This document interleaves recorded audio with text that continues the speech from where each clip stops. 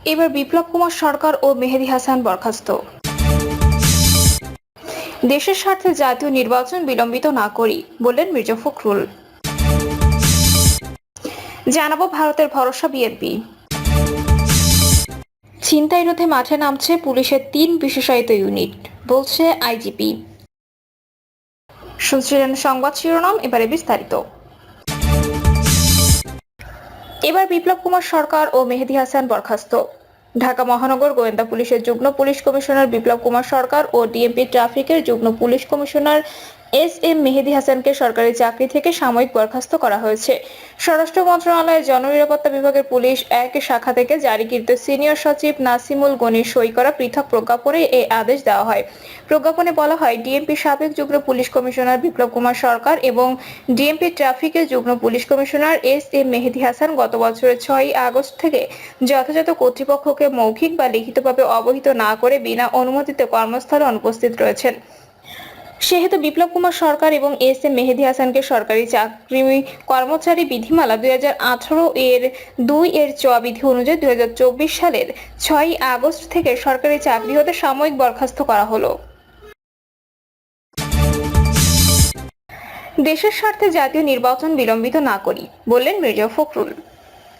BNP মহাসচিব মির্জা ফখরুল ইসলাম আলমগীর বলেছেন, আমরা ইতিমধ্যে লক্ষ্য করেছি যে স্থানীয় সরকার সংস্থার সুপারিশগুলো জনগণের প্রতিনিধিত্বের মৌলিক ধারণার বিরুদ্ধে যাচ্ছে, আইন শৃঙ্খলা অবনতির দিকে যাচ্ছে। হ্যাঁ, আমরা একটি ট্রানজিশনাল পর্যায়ে অতিক্রম করছি, তবে চলুন আমরা এই পরিবর্তনকে দীর্ঘায়িত না করি। দেশের স্বার্থে জাতীয় নির্বাচন বিলম্বিত না করি, দেশের স্বার্থে আবার ইউনাইটেড হই। এসএফএসি মির্জা ফখরুল বলেন, এখনো 1 বছর পেরিয়ে যায়নি, আমরা বাংলাদেশের জীবনের সবচেয়ে বড় বিজয় অর্জন করেছি। সবচেয়ে খারাপ ডিক্টেটর হাসিনা দেশ ছাড়তে বাধ্য হয়েছে, অনেক প্রাণ হারিয়েছে, মূল্যটা অনেক বেশি। আমরা আমাদের সম্মানিত ডক্টর মোহাম্মদ ইউনূসের নেতৃত্বে অন্তর্বর্তী সরকারের প্রতি শতভাগ সমর্থন দিয়ে আসছি। হ্যাঁ, আমরা ক্ষতিগ্রস্ত প্রতিষ্ঠানের সংস্কার চাই, কিন্তু এই সংস্কারটি জনগণের প্রতিনিধি দ্বারা বাস্তবায়িত হতে হবে, যারা মানুষের পালস বোঝে। ভারতের ভরসা বিএনপি। দৃশ্যপটের বাইরে আওয়ামী লীগ জুলাই গণহত্যার অভিযোগে শিগগিরই ক্ষমতায় রাজনীতিতে আসতে পারবে না দলটি। 7 মাসেও অন্তর্বর্তী সরকারের সঙ্গে সম্পর্ক স্বাভাবিক হয়নি। ইসলামপন্থী দল ও গণ অভ্যুত্থানের ছাত্র নেতৃত্ব নেমেছে কঠোর বিরোধিতায়। এমন অবস্থায় প্রতিবেশী ভারত বিপাকে পড়েছে। তবে সময় গড়ানোর বাংলাদেশের পরিবর্তে দীর্ঘদিন আওয়ামী লীগের সঙ্গে সম্পর্ক রক্ষা করা দেশটি বাস্তবতা মেনে নিচ্ছে। আগামী দিনে বিএনপি ক্ষমতা ধরে নিয়েই দলটিকে আস্থায় আনার চেষ্টা করছে দিল্লি। আগামীতে বিএনপির কাঁধে ভর করে স্বস্তি খুঁজতে চাইছে তারা। কূটনৈতিক সূত্রে এসব তথ্য জানা গেছে। অবশ্য গত জানুয়ারিতে ভারতের আর্মি ডে উপলক্ষে সংবাদ সম্মেলনে দেশটির সেনাপ্রধান জেনারেল উপেন্দ্র দ্বিবেদীও এমন ইঙ্গিত দেন, ঢাকা দিল্লি দ্বিপক্ষীয় সম্পর্ক স্বাভাবিক হবে বাংলাদেশের নির্বাচিত সরকারের সঙ্গে। উলসান সেন্টারের সাউথ এশিয়া ইনস্টিটিউটের পরিচালক মাইকেল কুলেগম্যান বলেছেন, বাংলাদেশ নিয়ে ভারতের সবচেয়ে চিন্তার কারণ পাকিস্তান ও জামায়াত ইসলামী। ভারত বাংলাদেশে দ্রুত একটি নির্বাচন দেখতে চায়, কারণ নির্বাচন হলে বিএনপির ক্ষমতায় আসার সম্ভাবনা বেশি। ভারত মনে করছে বিএনপি এরই মধ্যে জামায়াতের সঙ্গে সম্পর্ক ছিন্ন করেছে, ফলে নির্বাচিত সরকারের সঙ্গে যোগাযোগ ভারতকে স্বস্তি দেবে। গত জানুয়ারিতে বাংলাদেশ এট এ জিওপলিটিক্যাল ক্রসরোড শীর্ষক আলোচনায় এসব কথা বলেন তিনি। নাম প্রকাশ না করার শর্তে পশ্চিমা এক রাষ্ট্রদূত বলেন, আগামী দিনের জন্য ভারত ও বিএনপি পরস্পরের প্রতি নির্ভরশীল। যদিও বিএনপির সঙ্গে কখনো স্বাভাবিক সম্পর্ক হয়নি ভারতের।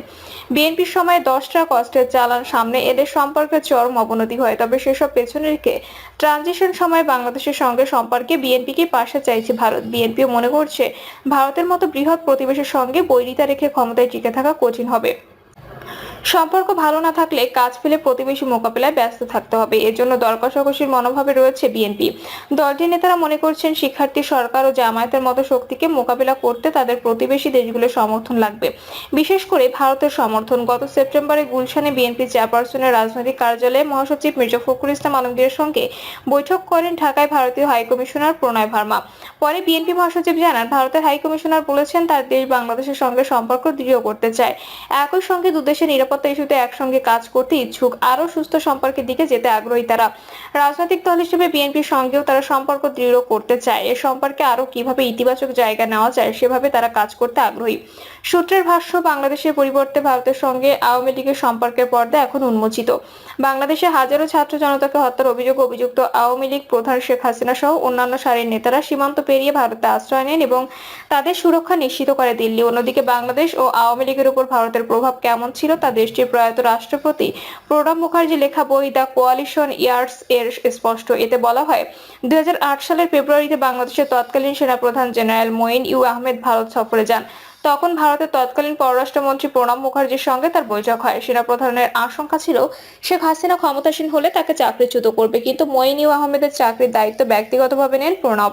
তিনি আশ্বস্ত করেন শেখ হাসিনা ক্ষমতাসীন হলেও তার কোনো সমস্যা হবে না। 2008 সালে জাতীয় নির্বাচনে বিজয়ী হয়ে শেখ হাসিনা সরকার গঠন করে। এরপর থেকে গত বছর 5ই আগস্ট পর্যন্ত হাসিনাকে ক্ষমতায় রাখতে প্রত্যক্ষ পরোক্ষ ভূমিকা রাখে ভারত। বাংলাদেশে অনুগত সরকার থাকায় আঞ্চলিক রাজনীতি সহ সার্বিক বিষয়ে স্বাচ্ছন্দ্যে দিয়েছিল দিল্লি। কিন্তু সব উল্টে দিয়েছে ছাত্র জনতার অভ্যুত্থান। 2001 থেকে 2006 সাল পর্যন্ত বিএনপি নেতৃত্বাধীন জোট সরকারের সময় বাংলাদেশ ইসলামপন্থীদের উত্থান ঘটে বারবার দাবি করে এসেছে ভারত। ঢাকায় নিযুক্ত ভারতের সাবেক হাই কমিশনার পিনাকি রঞ্জন চক্রবর্তী বিবিসিকে ওই সরকারের কথা উল্লেখ করে বলেছেন, তারা জিহাদি বহু গ্রুপের উত্থান হতে দিয়েছিল। এসব গ্রুপকে ব্যবহার করা হয়েছিল বিভিন্ন উদ্দেশ্যে। এর মধ্যে 2004 সালে শেখ হাসিনাকে হত্যা চেষ্টা, পাকিস্তান থেকে আসা 10 ট্রাক ভর্তি অস্ত্র উদ্ধার। পশ্চিমা এক কূটনীতিক বলেন, ভারত মনে করে বিএনপি নেতৃত্বাধীন 4 দলীয় জোট সরকার ছিল চরম ভারত বিরোধী। এই কারণে বিএনপির সঙ্গে ভারতের স্বাভাবিক সম্পর্ক গড়ে ওঠেনি। 2009 সাল থেকে আওয়ামী লীগ যেভাবে দিল্লির সঙ্গে ঘনিষ্ঠ থেকেছে, তাতে অন্যান্য রাজনৈতিক দলের সঙ্গে সম্পর্কের প্রয়োজন অনুভব করেনি দেশটি। কিন্তু রাজনৈতিক পট পরিবর্তনের বিপাকে পড়েছে ভারত। এখন বিএনপিকে ভরসা করা ছাড়া তাদের সামনে ভিন্ন সুযোগ নেই। তাই বিএনপির সঙ্গে সম্পর্ক চালিয়ে নেওয়ার ক্ষেত্রে তখন থেকে প্রস্তুত করছে দিল্লি।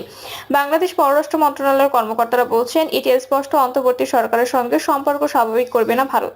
দরজায় এমন অস্বাভাবিক সম্পর্ক রেখে দিনের পর দিন চলা কঠিন। ভারত পরিত্রাণের উপায় হিসেবে বাংলাদেশের দ্রুত নির্বাচন দেখতে চাইছে, কারণ এখন নির্বাচন হলে বিএনপি ক্ষমতায় আসবে এবং সে সুযোগই কাজে লাগাতে চায় তারা। পশ্চিমা কূটনীতিকদের সঙ্গে অনুযায়ী অন্তর্বর্তী সরকারের সঙ্গে চীন ও পাকিস্তানের ঘনিষ্ঠতা বাড়ছে, যা দিল্লির কপালে ভাঁজ ফেলেছে। আবার তাইওয়ান ইস্যুতে মাঝে কিছুটা দূরত্ব হলেও বিএনপির সঙ্গে চীনের বন্ধুত্ব বেশ পুরনো। আগামীতে বিএনপির ক্ষমতায় এলে চীন সখ্য গড়ে তোলার আগেই জায়গাটি দখলে মরিয়া ভারত। বিএনপি বেইজিং সম্পর্কে তাইওয়ান ইস্যুই খুঁটি করবে দিল্লি। বাংলাদেশে চীনের অবস্থান যেন মাথা ব্যথার কারণ না হয় তা নিশ্চিত করতে চাইছে ভারত। ছিনতাই রোধে মাঠে নামছে পুলিশের 3 বিশেষায়িত ইউনিট, বলছে আইজিপি।